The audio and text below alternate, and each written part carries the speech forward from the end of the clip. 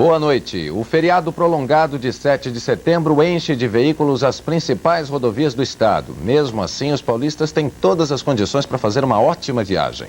A Polícia Rodoviária informa que não há registro de acidentes e a visibilidade é boa em todas as estradas. Agora, se você pretende viajar de ônibus amanhã, prepare-se. 110 mil passageiros paulistanos tiveram a mesma ideia. Veja com a repórter Sabina Petrovski.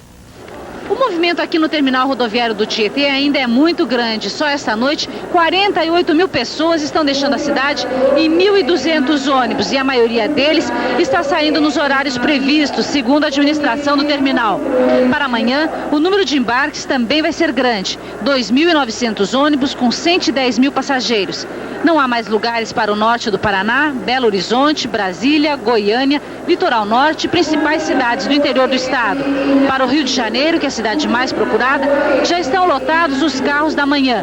Mas para a tarde, existem alguns lugares. De qualquer forma, é possível que as empresas que fazem a linha São Paulo-Rio coloquem ainda carros extras. Terminou agora à meia-noite a greve de 24 horas dos metroviários da capital. A paralisação vai ser julgada na próxima terça-feira pelo TRT, porque não houve acordo na reunião de conciliação realizada no final da tarde desta sexta-feira. A greve de protesto parou o metrô na véspera do feriado prolongado. Veja no resumo das notícias do dia. 2 milhões de paulistanos ficaram sem metrô nesta sexta-feira. Os maiores transtornos aconteceram na Zona Norte. Perto do terminal rodoviário do Tietê, milhares de pessoas disputavam lugar nos ônibus do esquema especial montado pela CMTC. Na Zona Leste, o trânsito parou e muita gente chegou atrasada no trabalho. A greve dos metroviários é um protesto contra a demissão de um companheiro e a suspensão de outros 5. Eles foram responsabilizados pelos últimos acidentes no metrô. O presidente da empresa, Antônio Sérgio Fernandes, disse que o metrô não vai rever as punições.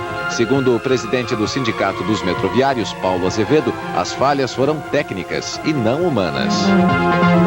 Um susto na Aclimação, região central de São Paulo. 5 carros se incendiaram. Um caminhão-tanque estava abastecendo este posto. A gasolina vazou e correu pela sarjeta da rua Pires da Mota e pegou fogo. 5 carros estacionados se incendiaram. 2 ficaram completamente destruídos. Apesar do estrago, ninguém ficou ferido. Muita dor e emoção no enterro dos 6 menores chacinados em São Bernardo. Uma multidão assistiu ao velório e depois, de mãos dadas, acompanhou o cortejo até a Igreja Matriz de São Bernardo do Campo, onde houve um ato ecumênico.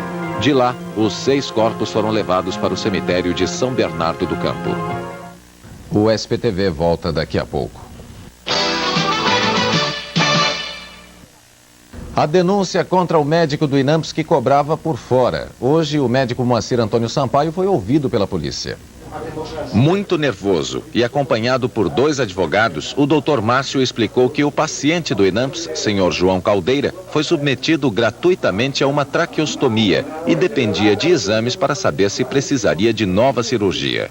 O médico disse que foi procurado por Jesus, que é um sobrinho do paciente que mora no interior do estado. O Jesus, esse de Araras, ele ligou para mim e se houvesse a outra cirurgia, ele queria tudo, absolutamente tudo particular. E os outros filhos dele, ficou a disputa de qual deles que ia pagar ou se haveria um rateio, se houvesse a cirurgia. Existem outras 2 denúncias desse tipo de cirurgias que o senhor teria realizado há 2 anos nas seguintes pessoas: Léa Falotti e o senhor Manuel Gameiro. O senhor também teria cobrado por fora, apesar de serem pacientes do INAMPS. Como é que o senhor explica isso?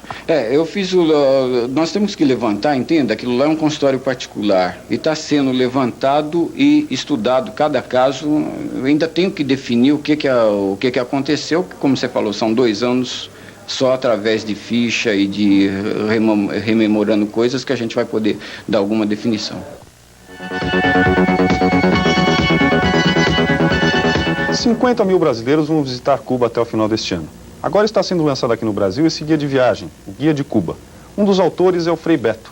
Ex-preso político, ele prega a teologia da libertação. Já escreveu mais de 20 livros, foi amigo do presidente Tancredo Neves e amigo de Fidel Castro. Frei Beto, quantas vezes o senhor já esteve em Cuba? Já estive 19 vezes, porque eu tenho um trabalho com a Igreja Católica em Cuba, então frequentemente eu volto àquele país. Uma parte dos brasileiros tem uma curiosidade que poderia se chamar um turismo político-cultural, a vida do povo cubano, um país socialista. Né?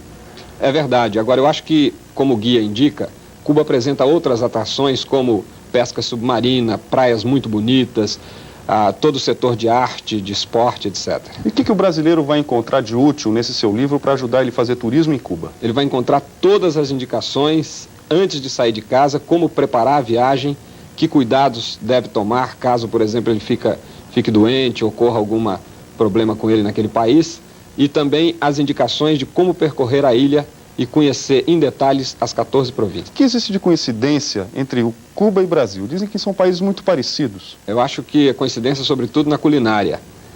Também a comida cubana é muito parecida com a brasileira. Agora, o humor do cubano é parecido com o humor do brasileiro. O Loyola Brandão diz que Cuba é uma Bahia que deu certo. Tem uma receita do Fidel de lagosta? Tem, ele diz que a lagosta não deve ser nunca cozinhada, deve ser assada no espeto ou no forno. Quando é que o seu livro vai ser lançado, Frei? O livro vai ser lançado agora dia 10, quinta-feira, no Museu da Casa Brasileira, na Avenida Faria Lima, 774.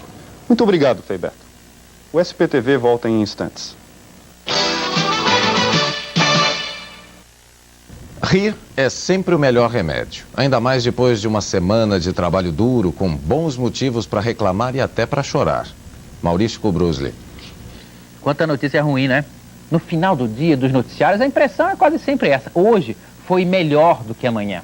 Ainda bem que para compensar essa dose de pessimismo, isto é, de realismo, ainda é permitido rir um pouco. E duas peças garantem doses generosas de bom humor. Menomale está no Teatro da FAAP. Juca de Oliveira escreveu uma comédia de primeira. Se passa quase toda dentro do gabinete de um secretário de Estado do governo de São Paulo. E não tem aquela frase, qualquer semelhança é mera coincidência. Teledéon está no Teatro Ruth Escobar. Montagem do grupo Ornitorrinco, o mesmo que fez Ubu. Dessa vez, uma sátira aos rituais de algumas religiões. Nada contra a fé, contra o dogma. A crítica vai contra aquilo que alguns religiosos andam fazendo com suas próprias religiões. É uma gostosura esse Teledéon. Que a paz do Senhor abençoe todos os lares e que a paz esteja convosco. Olha aí, também tem um bom programa com ingresso grátis. É a apresentação da Orquestra Sinfônica Municipal com solo do violoncelista romeno Mihail Tetel. O primeiro concerto foi agora à noite na Sala Cidade de São Paulo, mas amanhã o programa será repetido no mesmo lugar às 4h da tarde. Mihail Tetel tem só 25 anos, mas já é apontado pela crítica internacional como um dos melhores violoncelistas da atualidade. Ele nasceu em Bucareste, na Romênia, estudou no Canadá e depois, em Nova York, tornou-se mestre em interpretação. Mihail tem atuado como solista nas mais importantes orquestras do mundo. Na primeira parte do programa de hoje, ele foi o solista do concerto para violoncelo e orquestra de Anton Dvorak. A regência foi do maestro Júlio Medalha. Uma boa noite.